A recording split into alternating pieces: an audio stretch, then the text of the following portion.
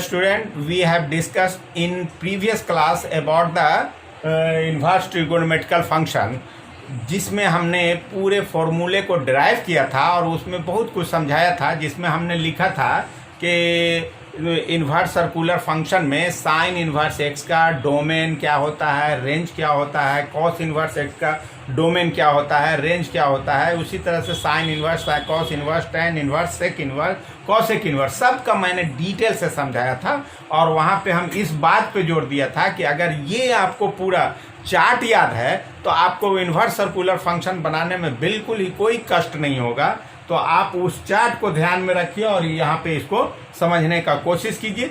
देखिए उस चार्ट के अनुसार हमने यहाँ पहले कुछ क्वेश्चन को लिया है, इस क्वेश्चन को बारी बारी से डिस्कस करते हैं। तो जिसमें हम लोग को सबसे पहला क्वेश्चन है प्रिंसिपल वैल्यू निकालना। अब हम कहें प्रिंसिपल वैल्यू में बुक में आपका 12-20 क्वेश्चन होगा। अब 12-20 क्वेश्चन अगर हम एक टाइप का बताएंगे तो वो पॉसिबल नहीं है। तो हमने एक क्वेश्चन लिया इसको और एक क्वेश्चन को हमने समझाकर आपको बताने का कोशिश कर रहे हैं। तो एक क्वेश्चन अगर आपको समझ में आया तो find the principal value of any, जैसे साइन इनवर्स का है, कॉस इनवर्स का है, टेन इनवर्स का है, किसी का भी हो आप बना लें तो ये होता है कि हाँ हमने सीख लिया। तो हमने एक क्वेश्चन लिया है कि find the principal value of sine inverse √3/2। देखिए किसका निकालना है, साइन इनवर्स √3/2।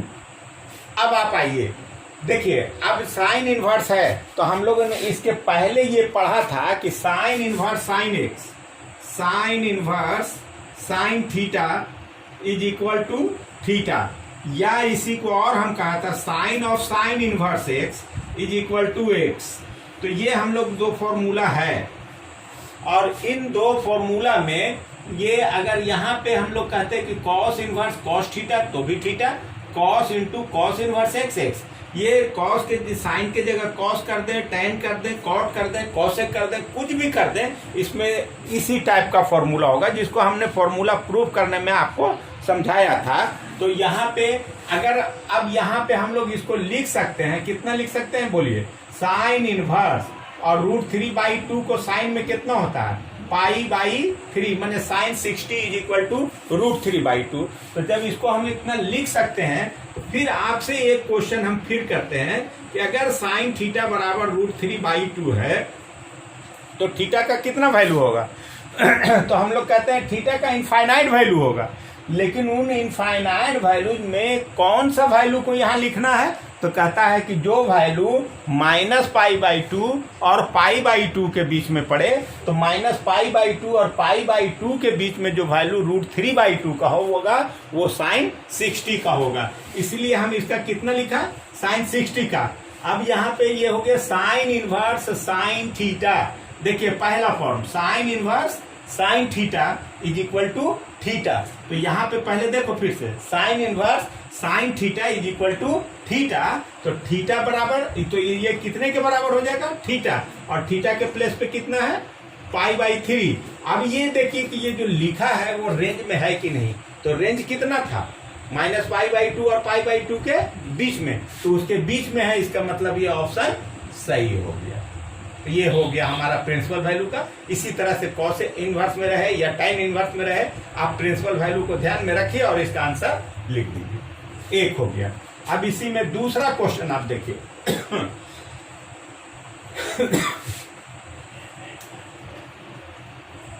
हम दूसरा क्वेश्चन देखिए क्या है, find the value of sine inverse sign inverse sign inverse cos into sine inverse -√3/2, sign inverse -√3/2, इसका वैल्यू निकालना है। देखिए कैसे हम लोग निकालते हैं इसको, फिर से देखो। इसका वैल्यू निकालने के लिए एक फॉर्मूला पढ़ाया है, फॉर्मूला हम फिर से एक बार आपको यूज करके बता रहे हैं। देखिए फॉर्मूला क्या पढ़ाया है, याद से देखिएगा, sine inverse minus theta is equal to minus sine inverse theta. और अगर cos inverse minus theta is equal to pi minus cos inverse theta, tan inverse minus theta is equal to minus tan inverse theta.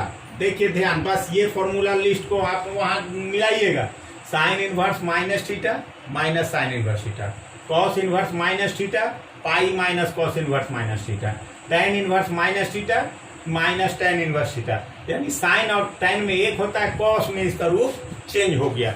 अब यहाँ पे देखिए क्या लिखा जाए, बोलो। साइन इनवर्स लिख दिया, कॉस ये भी लिखा। अब यहाँ इसका रूप देखो, sine inverse minus x minus theta का फॉर्म है। Sine inverse minus theta is equal to minus sine inverse theta, तो इसको लिख दे माइनस साइन इनवर्स √3/2। और अभी हम जस्ट बात किए थे कि साइन इनवर्स -3/2 का वैल्यू π/3, π/3 साइन 60 का होता है। आप ऐसे देख लीजिए, साइन π/3 बराबर √3/2, तो साइन इस साइड जाएगा तो इन्वर्स हो जाएगा, यानी π/3 बराबर साइन इनवर्स √3/2। तो साइन इनवर्स √3/2 को कितना लिखें, तो ये हो गया साइन इनवर्स कॉस, ये हो गया माइनस π/3, ये बंद हो गया। अब यहां से फिर से देख लीजिए, अब ये फॉर्मूला किस फॉर्म में आया आप बताओ। कॉस माइनस थीटा बराबर cos theta, cos minus theta बराबर कॉस थीटा, तो ये कितना लिख दें, sine inverse cos minus theta is equal to cos theta, यानी कॉस π/3। अब ये हो गया कॉस π/3, और cos π/3 means cos 60 is equal to half, cos 60 is equal to half. तो ये कॉस 60 को कितना लिखे, हाफ, तो ये हो गया कितना, साइन इनवर्स, और कितना हो गया, हाफ। अब फिर से आ जाइए, देखिए हाफ में साइन का कितना वैल्यू होता है, साइन इनवर्स साइन का हाफ में बोलो 30 मीन्स π/6, और sine inverse sine x is equal to x, तो sine inverse sine x is equal to x, इससे क्या मिला, π/6। इसका आंसर हो गया, टू सिंपल है। चलिए दूसरा क्वेश्चन कंप्लीट हो गया। अब इसके जगह अब हम लोग तीसरा देखिए, नोट कर लिया आप लोग, हटा देते हैं इसको। अब आप देखिए यहां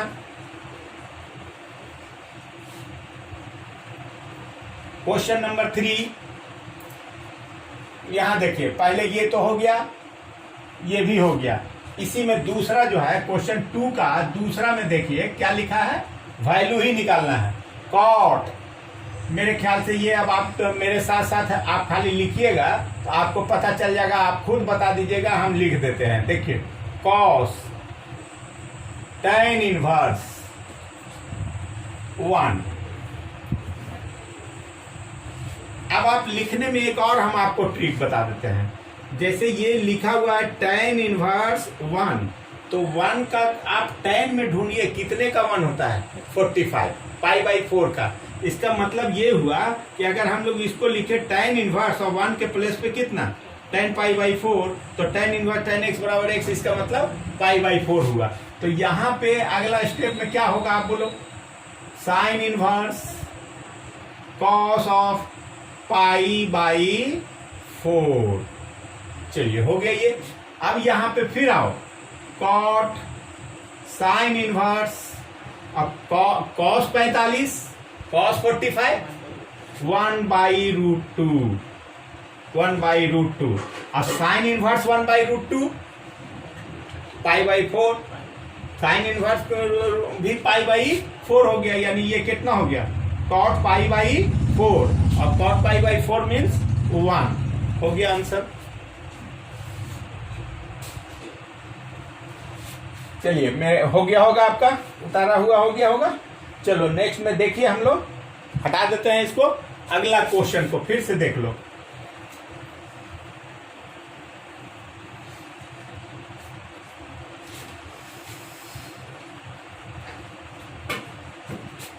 question number 3, domain and range. अब आइए देखिए, हम लोग फंक्शन में जो पढ़ाया था डोमेन रेंज क्या था, अब फिर यहाँ पर अब इनवर्स ट्रिगोनोमेट्रिकल फंक्शन में भी डोमेन आया। फिर से देख लो, एक बार हम फिर से रिपीट करते हैं। आपसे कहे साइन इनवर्स एक्स, डोमेन का मतलब होता है कि कोई फंक्शन मान लीजिए y बराबर इतना कहा, तो ये फंक्शन जिस x के वे सभी वैल्यू जिसके लिए ये डिफाइंड है वो क्या कहलाएगा, डोमेन। और x के जो वैल्यूज के लिए ये डिफाइंड है, तो ये y का वैल्यू जहां से जहां तक जाएगा उसको क्या कहेंगे, रेंज। तो यहाँ डोमेन निकालने का क्या मतलब, कहेगा फाइंड द डोमेन। इसका मतलब है कि find the values of x for which the function is defined. x के उन सभी वैल्यूज को बताइए जिसके लिए ये फंक्शन डिफाइंड है, तो वो वैल्यूज जो है उस फंक्शन का डोमेन कहलाएगा। तो उसी को ध्यान में रखते हुए देखिए, पहला में है डोमेन निकालिए। किसका डोमेन निकालना है, sine inverse 2x minus 3, domain निकालना है इसका। तो अब आप बताओ, साइन इनवर्स x है, इसका वैल्यू कहां से कहां तक है, -1 से लेकर +1 तक। अब यहाँ पे कुछ भी लिखा हुआ रहे, sine inverse 2x minus 3, sine inverse 5x minus 4, यानी जैसे ही इनवर्स में ये जो भी लिखना है लिखिए, उसका वैल्यू कहां से कहां तक होगा, -1 से +1 तक। यानी x का वैल्यू कहां, सॉरी, साइन इनवर्स x का वैल्यू -π/2 से 2 तक। देखिए ऐसे हम लोग इसको करते हैं। चलिए, साइन इनवर्स x को डिफाइन कब कहते हैं, जब x का वैल्यू इतना हो और साइन इनवर्स x का वैल्यू -π/2 से +π/2 में हो। तो यहाँ पे x के प्लेस पे कितना है, कितना इज डिफाइंड। ये कब डिफाइंड होगा बोलो, x के प्लेस पे कितना है 2x माइनस 3, और वो वैल्यू कहां से कहां तक होना चाहिए, -1 से +1 तक, -1 से +1 तक। अब हमको x का वैल्यू जानना है, तो पहले एक पार्ट को, इस पार्ट को हम रोक लें और ये पार्ट को देखिए। तो इस पार्ट को इधर करेंगे तो कितना हो जाएगा, -3 इधर हो गया, +3, तो ये हो गया कितना, 2 बचा, -1 और +3 2 बचा, लेस देन इक्वल टू कितना हुआ, 2x, 3 इधर चला गया। और अगर इस पार्ट को देखें, 3 इधर गया तो कितना हो जाएगा, less than equal to 4, sorry 3 है 4 हुआ। अब 2 से इसको डिवाइड करेंगे तो ये कितना हो जाएगा, 1 less than equal to x less than equal to 2। यानी x का वैल्यू कहां से कहां तक होना चाहिए, 1 से लेकर 2 तक। अब अगर यहाँ पे 2 रखेंगे तो देखिए तो डिफाइंड है कि नहीं, 2 रखते हैं तो कितना हो गया, 4 - 3 1, यानी साइन इनवर्स 1 इज डिफाइंड। और अगर 1 रखते हैं तो कितना, -1, sine inverse -1 is also defined. तो ये बता दिया कि हमको इसके बीच में रखेगा। इसलिए डोमेन कितना हो गया, डोमेन हो गया यही x का वैल्यू। तो इसको लिखने के लिए आप इसको क्लोज इंटरवल में भी 1 से लेकर कहां तक लिखे, 2 तक, यही हो गया डोमेन। ये उसका आंसर हो गया, है ना। तो डोमेन जब समझ, अब ये एक हम साइन इनवर्स x का समझ लिए, तो इससे क्या पता चला कि आप कॉस इनवर्स x का भी समझ लेंगे, टैन इनवर्स x का भी समझ में आ जाएगा, सबका समझ में आ जाएगा। तो उसको समझने के लिए हमने एक नहीं 2-3 क्वेश्चन ले लिया ताकि आपको कभी कंफ्यूजन नहीं हो। तो एक दूसरा देखिए कौन है,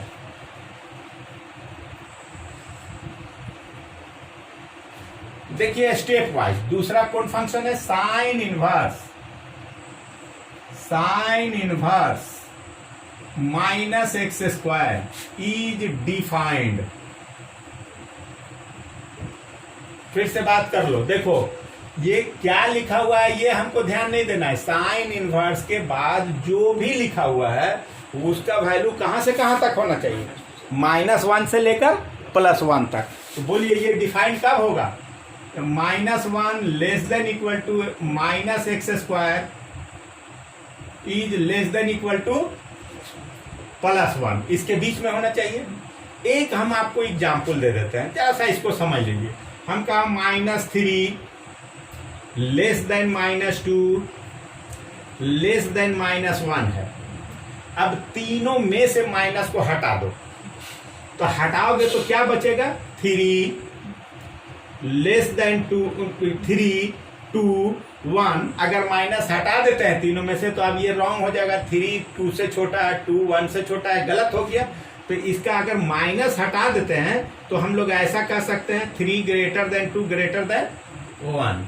अब या इसी को ऐसे भी लिख सकते हैं 1 लेस देन 2 लेस देन 3। तो जब भी अगर इनइक्वलिटी में से माइनस साइन को डिलीट करते हैं तो साइन ऑफ इनइक्वलिटी जो है वो चेंज हो जाता है। अगर लेस देन है तो ग्रेटर देन हो जाएगा और ग्रेटर देन है तो लेस देन हो जाएगा। ये हमेशा ध्यान में रखिएगा। तो यहां से सब के माइनस को हटा दें, तो हटा दीजिएगा तो क्या हो जाएगा 1, और ये सिंबल चेंज हो गया, और ये हो गया इतना, और ये हो गया चेंज हो गया, यानी ये हो गया। एक्चुअली में इसको फिर हम पलट के लिख दें, सॉरी ये माइनस हो जाएगा क्योंकि यहाँ माइनस हटा रहे हैं चीजों में, तो इसमें प्लस था तो माइनस हो जाएगा। अब इसको क्या लिख सकते हैं? -1 less than equal to x² less than equal to 1, यानी x² कहां से कहां तक है, लेकिन square is always positive, square कभी निगेटिव नहीं हो सकता है। इसका मतलब हमेशा ये कहिएगा कि एक्चुअली में 0 less than equal to x² less than equal to 1। और जब इसका मतलब अगर 0 और 1 के बीच में x² है तो x कहां से कहां तक होगा? बोलो जल्दी। -1 से लेकर +1 तक ये हो जाएगा x। जब भी x² जहां भी हो, ये हमेशा याद रखोगे कि x² है, अगर लिखा 4 के बराबर है तो x बराबर +-2, और अगर यही लिख देते कि x² less than equal to 4 तो कहते x कहां से कहां तक होगा? तो कहेंगे -2 से लेकर +2 तक होगा। हम कहते हैं x² is equal to x² less than equal to 3 है, तब क्या लिखेंगे कि √3 -√3 less than x less than equal to √3। ये हमेशा ध्यान में रखिएगा। ये बहुत ज्यादा मिलेगा भी आपको आगे, और ये आपको करते रहना पड़ेगा। तो ये हो गया। तो इसका मतलब इसका डोमेन कौन हो गया? इसका डोमेन हो गया क्लोज इंटरवल -1 to +1। ये हमारा आंसर हो। तो ये दूसरा क्वेश्चन हुआ इससे डोमेन से। चलिए इसको भी हटाते हैं हम। नेक्स्ट क्वेश्चन देखिए डोमेन में।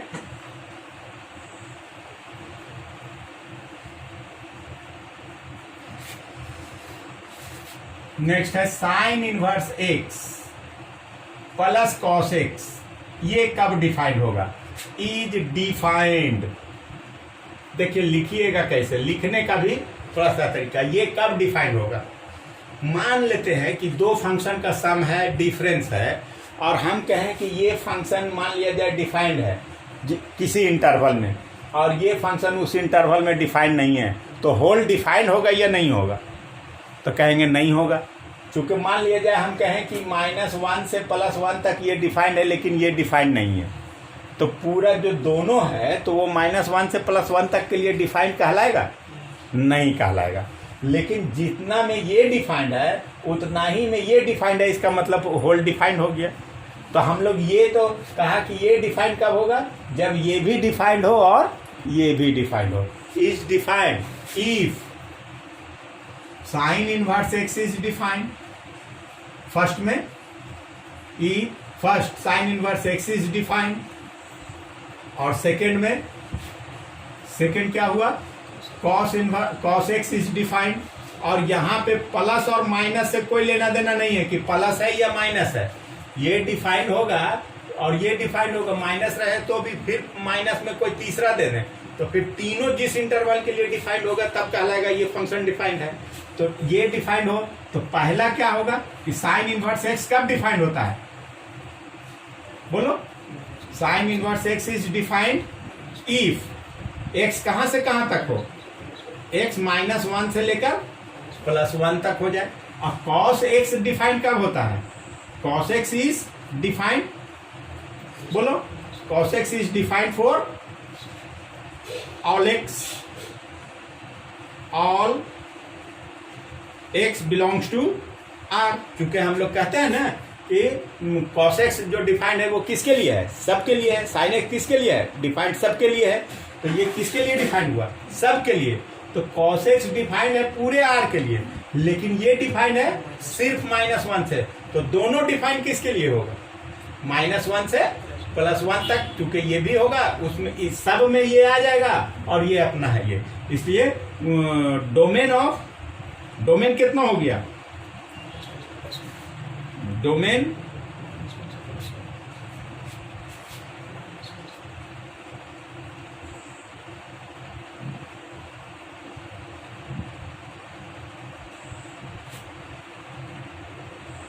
Domain of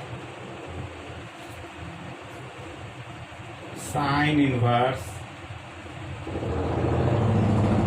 x plus cos x is interval -1 से +1 तक, और ये दोनों में कॉमन कौन हुआ, r। इसका मतलब हम लोग कह सकते हैं कि -1 से लेकर +1 तक। चलिए ये हो गया। नेक्स्ट में आइए, बहुत ही अच्छा क्वेश्चन है, सेक इनवर्स।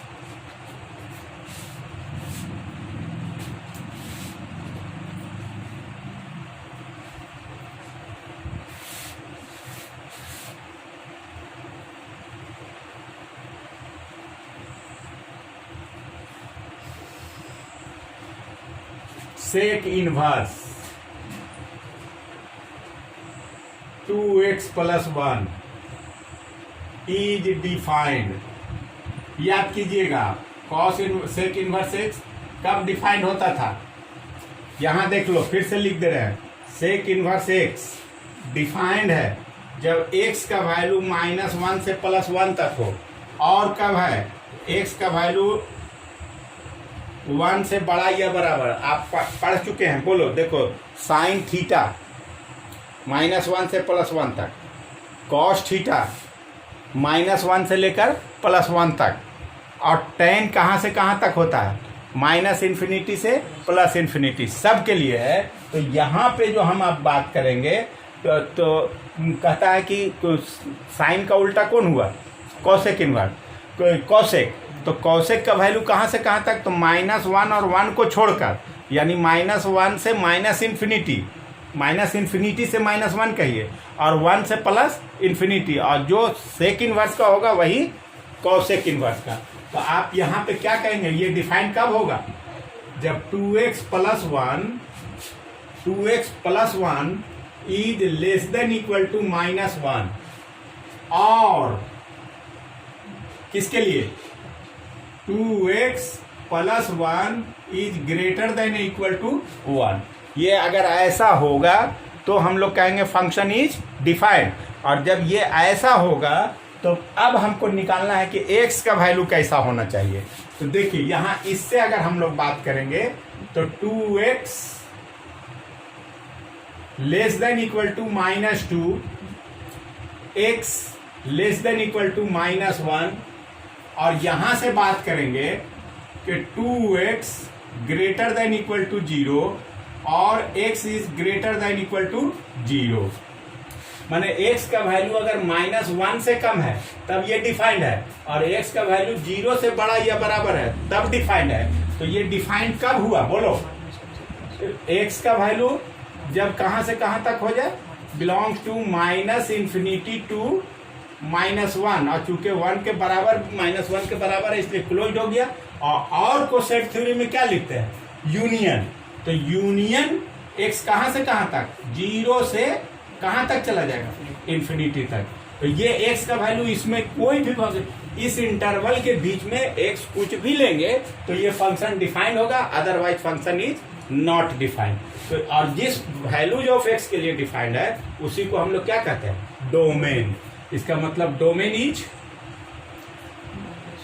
-∞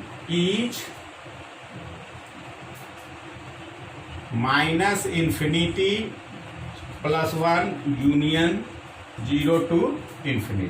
ठीक है, लिख लीजिए।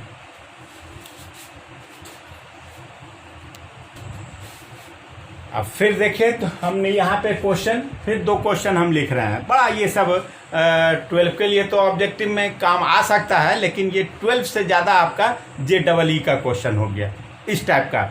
मतलब है 12 है एक्चुअली में। आपको पहले ये डिफरेंस समझ लेना चाहिए कि 12 का कोर्स और इंजीनियरिंग का कोर्स जो दोनों है वो बिल्कुल डिफरेंट नहीं है।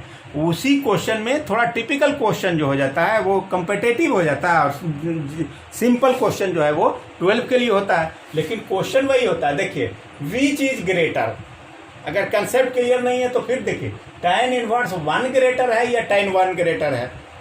अब यहाँ से हम ये बात करें आपको कि देखिए tan इनवर्स 1 और 1 में, तो 1 इज, ये चौथा नंबर में आप देखिए 1 is greater then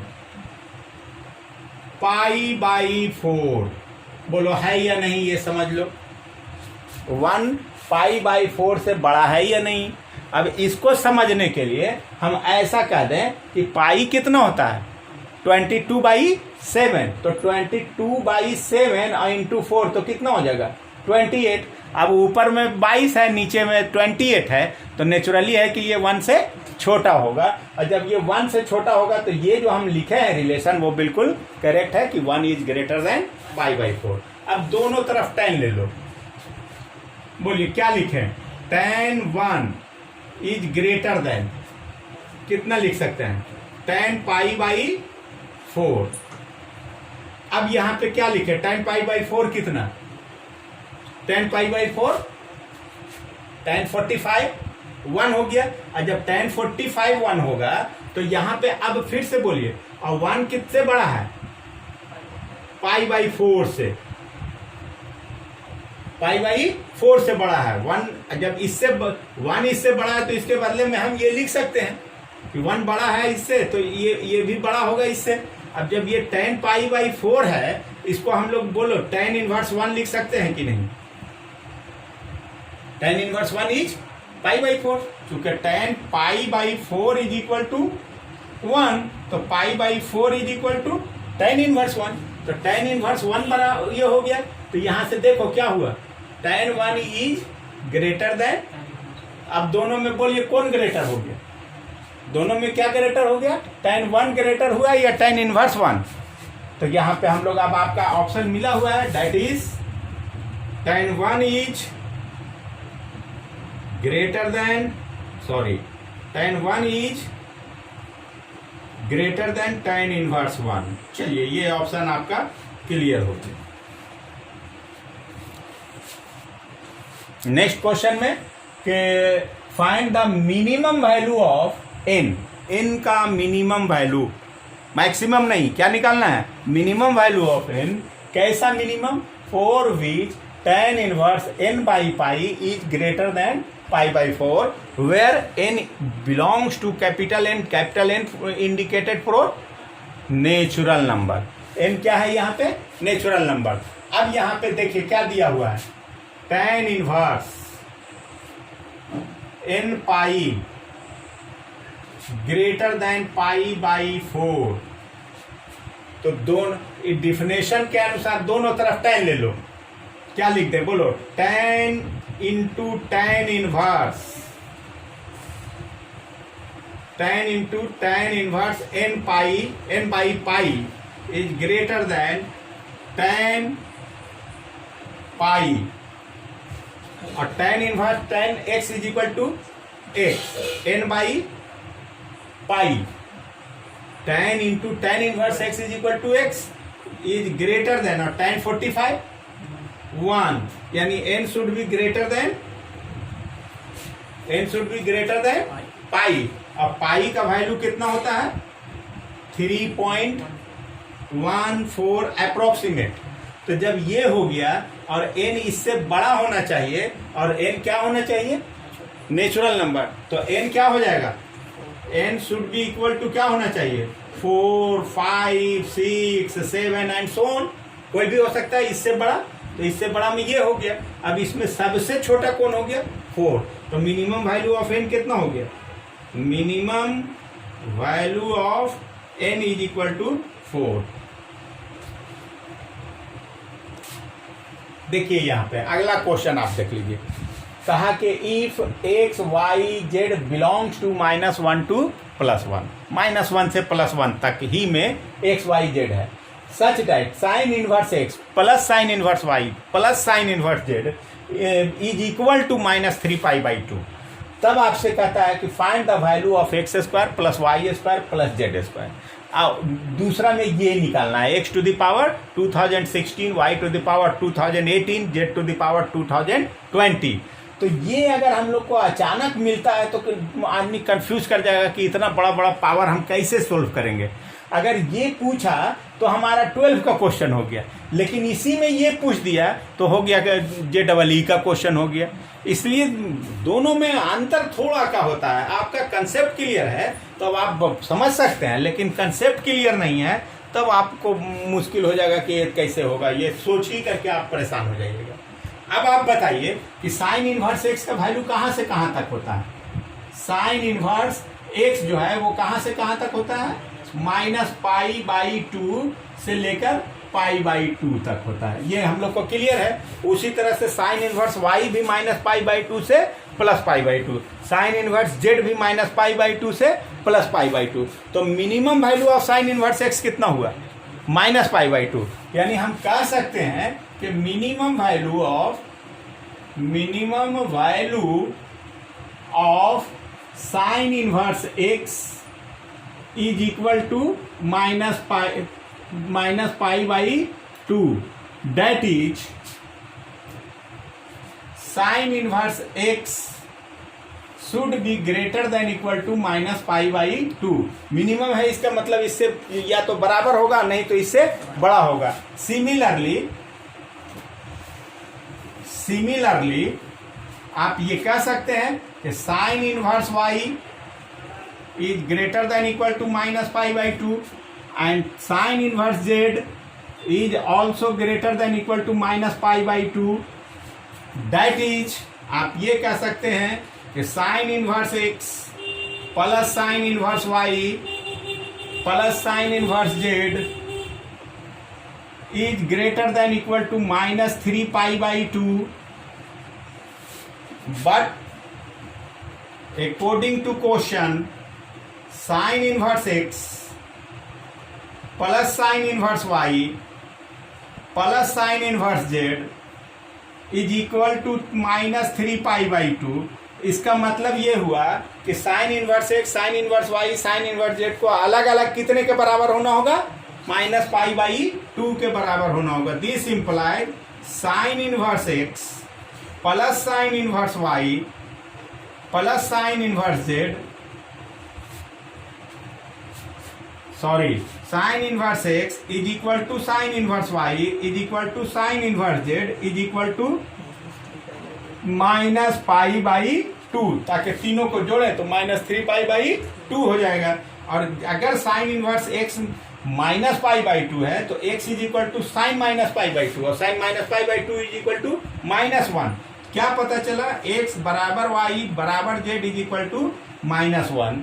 so x square plus y square plus z square is equal to -1 का होल स्क्वायर -1 का होल स्क्वायर -1 का whole square, that is equal to 3। और अब हम लोग अगर इस क्वेश्चन का आंसर लिखना चाहें, देखिए इसको हटा दे रहे हैं, यहां से देख लीजिए आप, इसका वैल्यू अगर हम लोग चाहें तो देखिए x का वैल्यू कितना आया, -1, और इस पे पावर ये कितना है, इवन, ये भी इवन, ये भी इवन, और इवन पावर है माइनस पे, तो इसका वैल्यू हो गया -1 पे पावर इतना, तो 1 हो गया, ये भी 1 हो गया, प्लस ये भी 1 हो गया, और प्लस में बोलिए 1/1 + 1 दैट इज 3 + 1/3 दैट इज 10/3। ये हमारा आंसर हो गया। और नेक्स्ट क्लास में थोड़ा इस पे अभी हम लोग और प्रॉब्लम करेंगे। ये थोड़ा हम लोग बेसिक प्रॉब्लम के साथ साथ कुछ अच्छे प्रॉब्लम को हम लोग डिस्कस किया है, और नेक्स्ट क्लास में इस पे एक क्लास और लगे, 2 क्लास और लगे, हम आपको धीरे ही धीरे और अच्छे क्वेश्चन को, ताकि आप वीडियो में तो बहुत ज़्यादा नहीं बताया जा सकता है, लेकिन हम धीरे धीरे कम कम करके बहुत सारे क्वेश्चन को बता दें ताकि आपका क्वेश्चन, मेरा मेहनत फ्रूटफुल हो जाए कि हम जो बताया तो आप उसको कैच कर सकें, बना सकें और ये समझ सकें पूरे चैप्टर को। ऐसा नहीं कि हम कुछ लिमिटेड क्वेश्चन बता दें और आप उसी पे कॉन्फाइन, लेकिन पूरे चैप्टर से आपको ये नहीं है। लेकिन ये जो हम बता रहे हैं इससे आपका पूरा चैप्टर आपका कंप्लीट हो जाएगा। ठीक, नेक्स्ट, थैंक यू।